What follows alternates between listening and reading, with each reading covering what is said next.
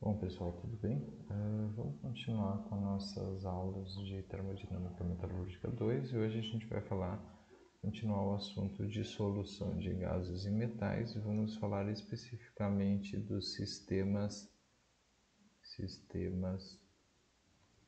nitrogênio, metal, nitrogênio, tá? Na aula de hoje, sem dúvida nenhuma, é a mais curta de todas, tá? Porque as informações que a gente tem, por exemplo, sobre cobre e sobre alumínio, elas são informações que não são retratadas graficamente, então a gente não tem gráfico para analisar, tá? Então hoje eu vou apresentar os sistemas metal-nitrogênio, que basicamente eu vou falar um pouco do nitrogênio no aço, né? E aí depois, num segundo momento, eu vou falar um pouquinho da lei de Sieverts, que é uma coisa que vocês já devem ter visto ou em ciência dos materiais, ou em metalurgia física, ou inclusive em termo 1, tá? Mas eu vou só recordar, fazer uma recapitulada nessa parte, tá? Então vamos falar um pouquinho aqui, vamos ver esse sistema aqui que vocês estão vendo, tá? É um sistema onde a gente tem a solubilidade do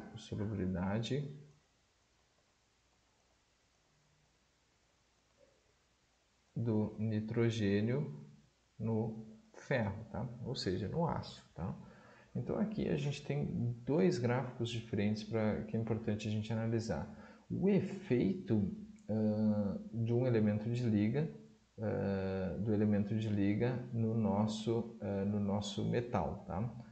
Por exemplo, quando a gente tem aqui o vanádio, a gente tem um aumento da solubilidade do nitrogênio conforme a gente adiciona vanádio, né? Já no caso do cromo, um aumento menos pronunciado. Tá? No caso do silício e do carbono, a gente vai ter um aumento uma diminuição da solubilidade do nitrogênio no ferro, tá? Por que no silício, especialmente por que no carbono há uma diminuição mais intensa, tá?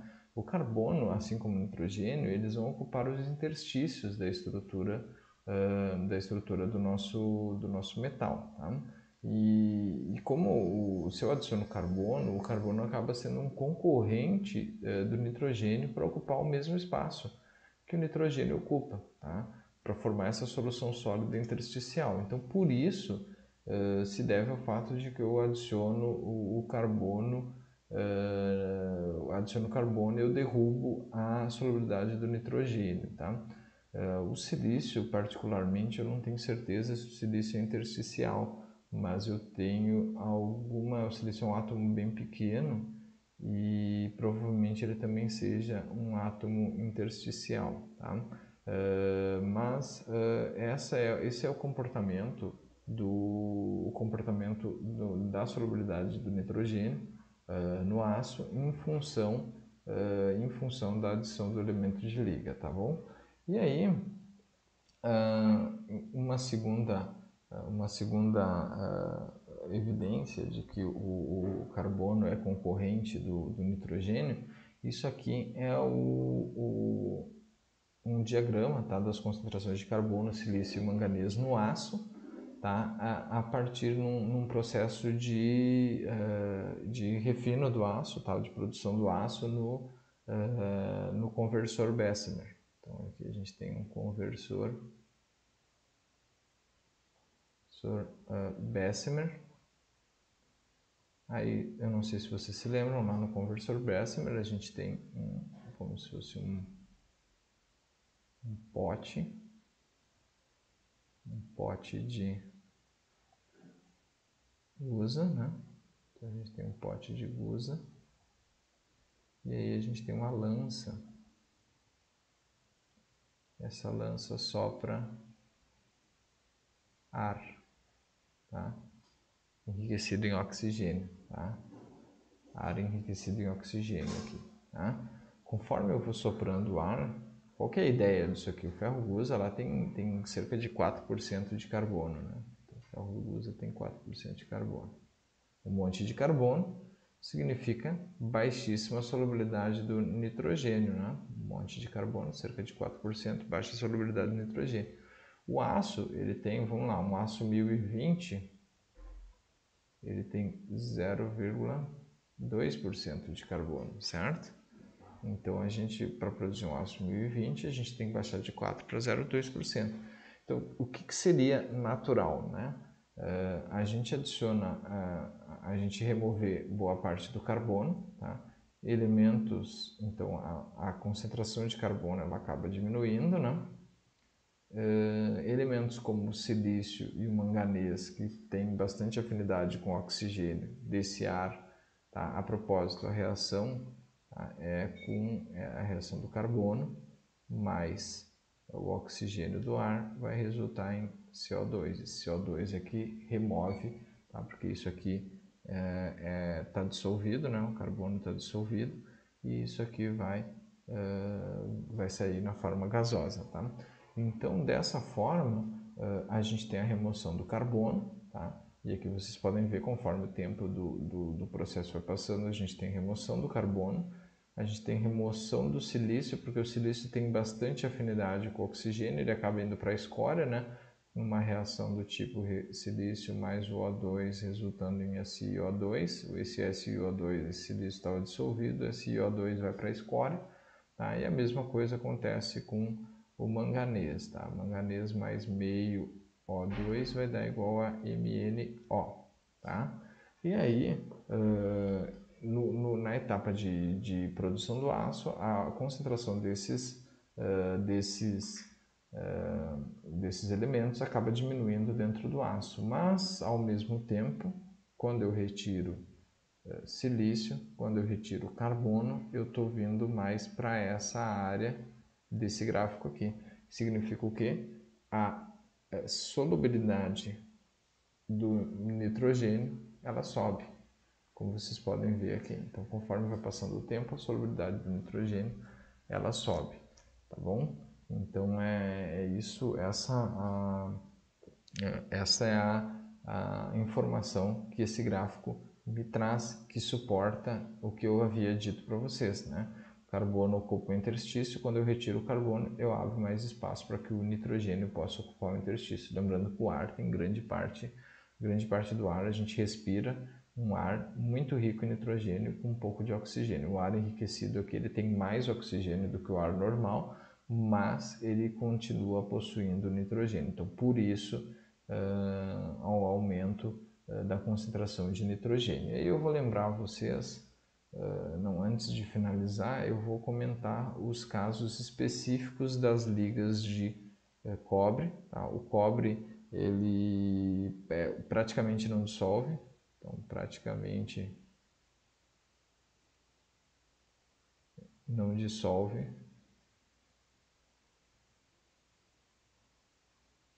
nitrogênio, tá? E o alumínio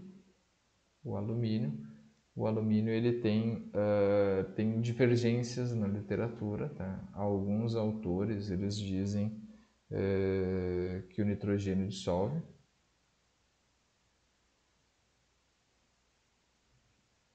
Outros autores já dizem que o nitrogênio reage com alumínio,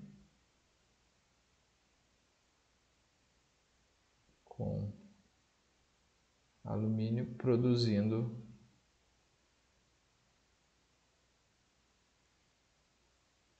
nitretos, AlXNY, né? Compostos ricos em nitrogênio, tá? Especialmente em temperaturas maiores que 800 graus Celsius. Tá? Então essa é a divergência. Alguns dizem que o nitrogênio é solúvel, tá? Outros já dizem que ele não é solúvel e ele precipita nitretos. Tá? Então essas são as divergências e a gente não tem aqui um diagrama nada falando sobre o nitrogênio no alumínio para mostrar, tá? Então, e aí, por último, eu vou terminar falando um pouco para vocês de que esses gases a gente estudou o oxigênio, tá? A gente estudou o hidrogênio e a gente estudou o nitrogênio. E aí tem um cara que é chamado Sievert, que ele inventou a lei de Sievert. E ela é aplicada para todos os gases diatômicos. E vocês têm que imaginar que a gente está, todos esses processos de dissolução dos gases nos metais, eles são processos, vamos pegar o exemplo específico do nitrogênio, a gente tem N2 gasoso, a gente pode sintetizar isso com uma reação que vai virar igual a 2 nitrogênios dissolvidos, né? Como que a gente pode expressar a constante do equilíbrio disso? A constante do equilíbrio disso, ela pode ser expressa pela concentração nos produtos, né? Vamos olhar para os produtos aqui, é a concentração de nitrogênio no aço ao quadrado, né? Para retratar a constante, e do nitrogênio gasoso a gente vai usar P de N2, tá? Assim a gente retrata o equilíbrio. Se eu quiser saber quanto de nitrogênio eu consigo dissolver no aço, eu posso isolar esse C ao quadrado, né? Então eu vou passar esse P de N2 que está dividindo, eu passo multiplicando, e eu, em vez de usar o quadrado aqui, eu passo para cá ele na forma de raiz. Então eu vou ter o que? C vai ser igual a raiz quadrada de Kp de N2. Então, qual que é a principal? Olha, a constante é uma constante, né? Então, qual que é a principal informação que o Sievert, que a lei de Sievert nos dá? Que a variação da concentração do metal, tá? Então, a variação da concentração de N2, então, como ele varia, tá? Qual que é a variação dele? Ela é diretamente proporcional, tá? Ela é diretamente proporcional à raiz quadrada da pressão. Então, a concentração é proporcional à pressão. E qual que é a proporcionalidade? A proporcionalidade vai dar, a concentração é igual a uma constante vezes a raiz da pressão. Tá? Então, é isso que diz a lei de Sievert. Tá? Vocês já devem ter visto ela ou em metalurgia física, ou em termo 1, ou em ciência dos materiais. Tá? Mas eu estou aqui relembrando vocês que a lei de Sievert e todos esses materiais aqui, todos esses metais, aliás, esses gases que a gente viu, eles obedecem à lei de Sievert. Tá? Então, Sievert diz, e claro, cada metal, cada liga vai ter um K diferente. Então, por isso a gente tem valores diferentes de quantidade de nitrogênio que o metal dissolve, mas a gente sempre tem que ter em mente que esse valor é determinado pela pressão de nitrogênio, ou a pressão de hidrogênio, ou a pressão de oxigênio do ambiente, tá bom? Inclusive a gente mostrou alguns gráficos mostrando essa dependência da pressão.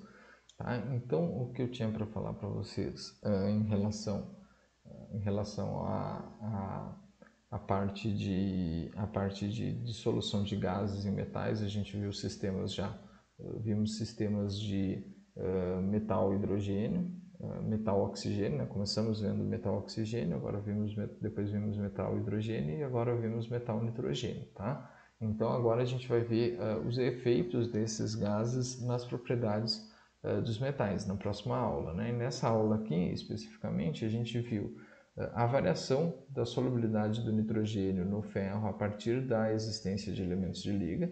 A gente viu o efeito que tem elementos intersticiais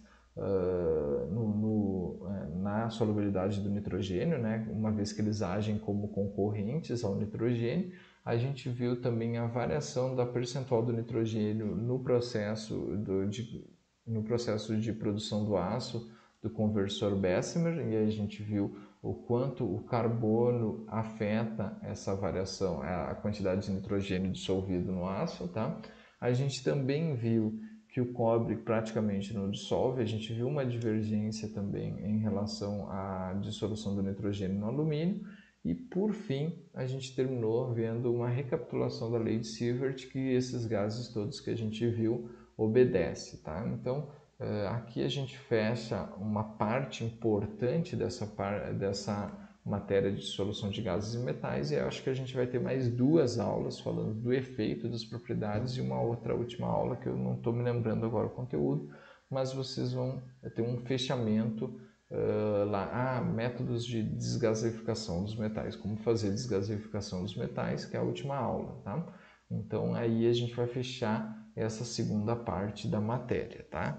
Então o que eu tinha para falar na aula de hoje era isso, eu espero que vocês tenham entendido, agradeço a atenção de todos que assistiram até aqui e tchau, tchau.